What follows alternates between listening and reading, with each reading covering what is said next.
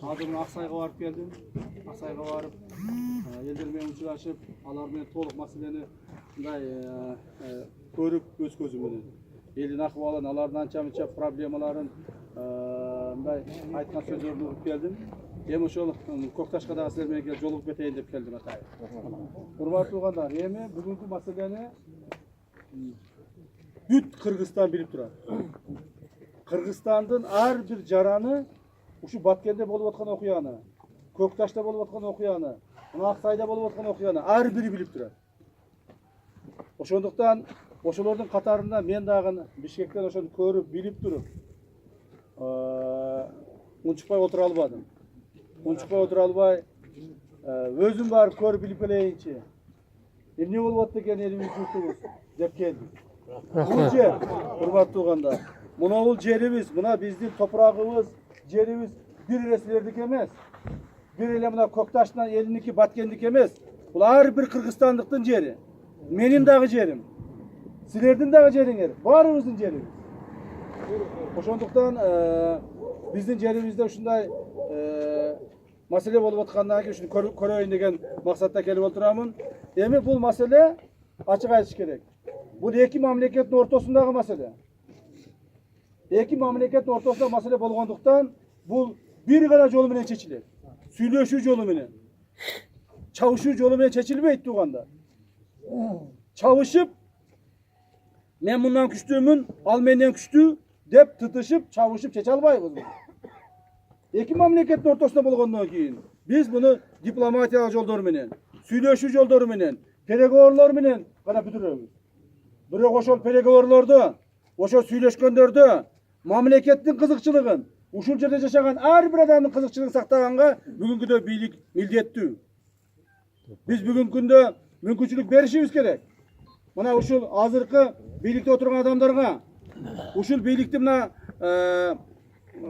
өкүлдөрүнө представлять этип келип аткандарга мүмкүнчүлүк берейли. Сүйлөшсүн ошолор. Чечишсин ошолор маселени. Чечиш үчүн биз талапты коюшубуз керек. Бирок чечкенде мына кече жылмалап коюп маселени бүгүн чыгып атат, туурабы? Бүгүн жылмалап койсо, эртең дагы чыгат ушул маселе.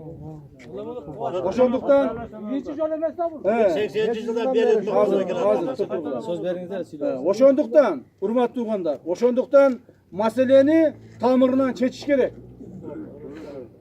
Чечкенде канчалык кыйын сүйлөшүү болсо дагы, канчалык оор сүйлөшүү болсо дагы, башка болсо дагы элдин кызыкчылыгы үчүн, элдин коопсуздугу үчүн маселени чечүүгө милдеттүү. Биз ушуну талап кылышыбыз керек. Бул бүгүнкү күндөгү биздин же силердин ар бир граждандын укугу эмес, бул биздин милдетибиз. Милдетибиз. Биз кантип болбой калды, жүрбөй калды деп туруп бир карыш жерибизди же эки карыш жерибизди алдырабыз. Биз алдырбайбыз. Мына бүгүн жума күн, урматтуу туугандар, биздин жан коңшуларыбыз дагы алхамдулилля мусулманбыз деген мусулман калк. Ушул жерде турганыбыздын почти 100% мусулманбыз. Мусулмандар бири-бирине таяк көтөрүп, бири-бирине капа кылып, тем более бири-бирин өлтүрүп соктурганга жол бербешибиз керек. Биз бир тууган элбиз. Бир тууган элбиз. Ошондуктан биз булар менен мына жакын коңшуларыбыз менен сүйлөшүп чечишибиз керек. Буларды биз мына ачык эле айтайын мен, душман катары көрбөшүбүз керек. Коңшу катары көрүшүбүз керек. Коңшулар бири-бири менен тил табышпай кичине талашып кеткен катары көрүшүбүз керек. Душман катары көрүп албагыла. Айрыкча мындай жаш балдар бар, каны кызык балдар бар. Ушуну туура түшүнгүлө. Эгерде каны кызуулук кылып туруп, силер бир иш кыла турган болсоңор, алар дагы бир иш кылат. Ошентип көбөйүп кетет. Ошондуктан, урматтуу туугандар, биз кичине сабырдуулук кылайлы. Сабырдуулук кылайлы. Мүмкүнчүлүк берели сүйлөшкөнгө. Жана гана кеттик деселе 5-6 10 жүзүбүз чогулуп алды, чаап кетип кала бербейли. Бирок, урматтуу туугандар, бул биздин урматтуу коңшуларыбыз билиш керек. Эгерде бизге бир муштум көтөрсө, биз 2 муштум көтөрөбүз. Эгерде бизге 2 муштум көтөрсө, биз 10 муштум көтөрөбүз. Бизди мына коңшуларыбыз билиш керек муну.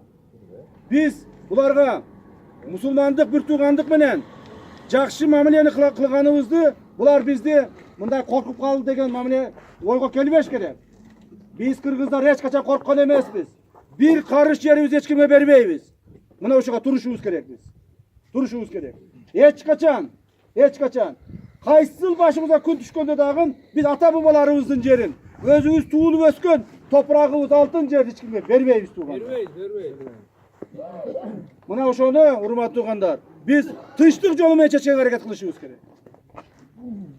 Men bunu aytkanım sebebi sözsüz түрдө men bunu aytkan сөздөрүм буларга жетет. Булар угат, билет. Бирок дагы бир жолу айтайын. Ушул бул проблема Көкташтын эле проблемасы эмес, Аксайдын эле проблемасы эмес. Бул бүт Кыргызстандын проблемасы. Кыргызстандагы ар бир кыргызмын деген, ар бир кыргызстандыкмын деген ушул проблеманын үстүндө азыр ойлонуп отурушат. Мен ойлоймун, урматтуу биздин президентибиз, мамлекетибиздин башчысы, өзүңүздөр жакшы билесиздер ал кишини. Жанагы ыймандуу, мындай бир ынсаптуу, жакшынакай киши экенин билесиздер. Туура бул жердеги кээ бир адамдар, кээ бир бийлик өкүлдөрү туура эмес мамиле кылып, же туура эмес чечим кабыл алышып, ушул маселеге такалып калышыбыз мүмкүн. Бирок мен ойлоймун, президентибиз ушуга мына бүгүн ушунун үстүнөн иштеп атат. Силердин проблемаларды чечемин деп аракет кылып атат деп мен ишенемин деп туугандар. Ишенемин. Силер дагы ошого ишенгиле. Ошондуктан сабырдуулук менен биз муну күтүшүбүз керек.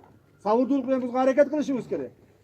Ошол эле мезгилде, эгерде биздин коңшу туугандарыбыз бизге тууганчылык мамиле кылбаса, коңшучулук мамиле кылбаса, бир туугандык мамиле кылбай турган болсо, алар ошого жараша жоопторун алышаарын эч качан унутпаш керек.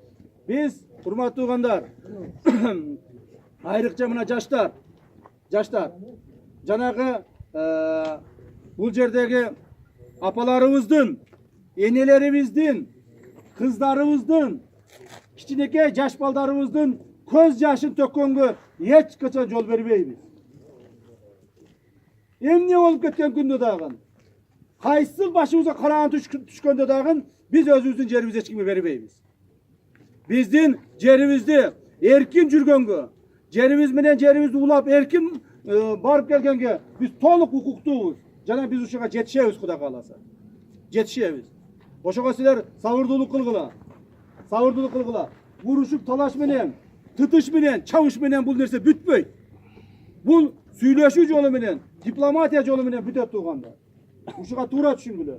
Бирок ошол эле мезгилде бул жерде айылыбыз Кудайга шүгүр. Башка жерде жүргөн балдарыбызга айтышыбыз керек. Келсин ушул жерге, турушсун. Баягы Жалал-Абад, Ош, Баткен, Россиядан бери келсин балдарыбыз.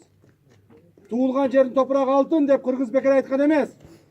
Себеби ушул өзүбүздүн топурак менен акыретке барганда топурагың кыргыз топурагың эмне үчүн алтын деп айткан? Себеби адам бул дүйнөдөн өткөндөн кийин өзүнүн топурагына чулганып жатса, туулган жерин топурагына чулганып жатса, же болбосо баатырларыбыз, жоокерлерибиз жоого аттанганда топуракты алып түйүп белине түйүп кеткен. Мен өсөм кошокөм күлө деп. Жерибиздин топурактын алтындыгын мына кыргыз ушинтип айткан. Бул топурагыбыз алтын. Биз топурагыбызды эч кимге бастырбайбыз. Муну туура түшүнүшсүн.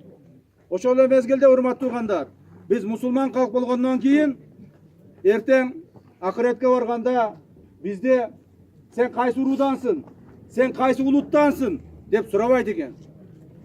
Биздин суракта сен мусулмансың, мусулман эмессиңби деген гана сурак болот. Ошондуктан биз альхамдулилля мусулмандын баласы болгондон кийин мусулманга мусулманча мамиле кылышыбыз керек туугандар. Ушуну эстен чыгарбагыла. Мусулманча, бир тууганча мамиле кылышыбыз керек. Биз тараптан жамандык болбосун. Биз тараптан мамиле жакшы болсун. Ошол эле мезгилде биз тараптан күчтүн дагы көп экендигин баардыгы билиш керек. Мен силерге бул жерге келгенимдин эң башкы себеби силерге дем күч берейин. Силерге бир ушул тынчтык жолу менен чечилишинин максаттарын айтып кетейин деп атайын келип отурам туугандар. Демдүү болгула, күчтүү болгула, коркпогула. Кудай кааласа силер корккон эмессиңер, мындан ары да коркпойсуңар. ayağına çeyin, jaksınakay kılıp, Xudo kalasa masele çeçilir. Savurdu olturup kütüp durunguzlar. Mına uşul men sizge ayta turgan sözlerim. Egerde sözlerinizler bolsa, masalenizler bolsa aytkıla. Men bir nerseni aytıp koyayım. Men az biyilikte emesmin. Men deputat da emesmin. Jö bir çoğ mamlaket hizmatda da emesmin. Biroq sizlerдің sözüңөрдү ayta turgan жерге aytıp, jete turgan жерге jetkizgenge мүмкүнчүлүгүm бар. Munda aytıp koyayım. Al endi deputatlar gelse, ministrler gelse, talapты koyup turup çeştiriş керек ошо маселелерди. А мен силерди гана угуп, обстановканы билип, бардыңардын. Оюңарды билип, Xudo kalasa ошол жакшынакай чечкенге bir hareket кылайын деп жүргөн гана силерге окшогон инсанмын. Рахмат. Анан азыр мына Аксайга кишилер барып келди мына азыр берге дагы эми эмен айттырып бердик аз келет азыр машина келет бир анча мынча бир куру келбей кичине дасторкон ала келди міне. Мен эми алыстан алып келишим кыйын экен мына Баткенден алып келдирип атам. Кичине Рахмат. бир эме келет, аксакалдар өзүңөр чогулуп туруп, дасторкон. Өзүңөр жакшынакай балдар менен ушу эме кылып тургула, Анан кийин охрананы обеспечить этип, мына биздин мамлекеттик укук коргоо органдарынын балдарына жардам бергиле. Бул балдарга кече мен эмеден көрүп калдым, интернеттен көрүп калдым. Бизге курал берилесе, курал берди, булардын артынан чуркап алыпсыңар. Андай болбойт туганда. Силерге чим курал бербейт, курал берүүгө мүмкүн да эмес.